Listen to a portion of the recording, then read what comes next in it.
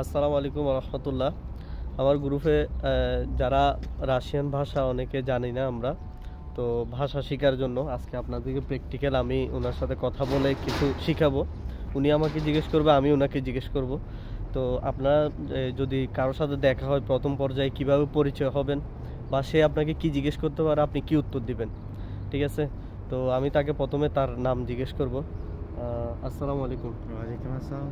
কাক জাবুদ ভাইকে? মিয়া জাউদ রহমতুল্লাহ আতি। মিনিয়া জাবুদ মোহাম্মদ মুনির।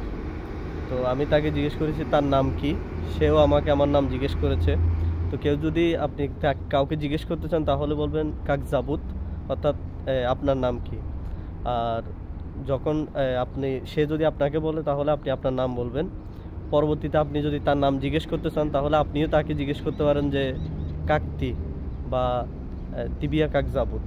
হ্যাঁ ভাইকে তিবিয়া স্কুল কা লেত মিয়া দোয়া স্ত্রীলি আতি। মিনিয়া দোয়াতসিত দেউইত দেউইত।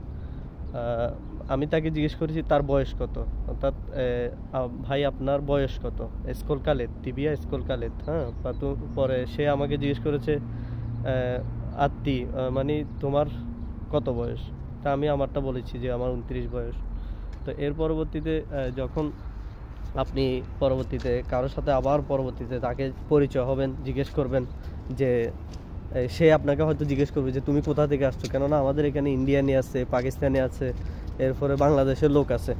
তো পরবর্তীতে হয়তো আপনাকে জিজ্ঞেস করবে যে তুমি কোন জায়গা থেকে আসছো। তো সেক্ষেত্রে আপনি ওই উত্তরটাও দেওয়ার জন্য কি আপনার থেকে সেটা জানা থাকলে সবচেয়ে সহজ যে আপনি তাকে তখন কি বলবেন। তো আতকুদা ভাইকে মি উজবেকিস্তান। তো আমি তাকে জিজ্ঞেস করেছি যে সে কোন দেশ থেকে এসেছে, আতকুদা মানে সে কোথা থেকে এসেছে। তো সে বলতেছে সে উজবেকিস্তান থেকে আসছে। তো আতি।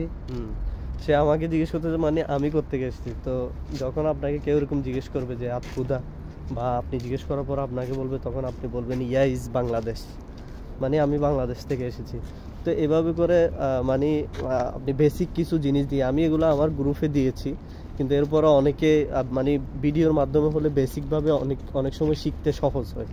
তো যার কারণে মানে আমি ভাইয়ের সাথে আমার সাথে একসাথেই কাজ করে, যার কারণে আপনাদেরকে প্র্যাকটিক্যাল মানে বুঝালাম, দেখালাম। তো কেমন লাগছে এবং ভিডিওটা আপনাদের উপকার আসছে কিনা, যদি এরকম ভিডিও আরও চান তাহলে অবশ্যই জানাইন। যারা ভাষা শিখতে চান বা ভালো লাগে, তো ইনশাল্লাহ পরবর্তীতে এই ধরনের ভিডিও আবার দেওয়ার চেষ্টা করব। সে পর্যন্ত ভালো থাকবেন। আসসালামু আলাইকুম। আসসালাম।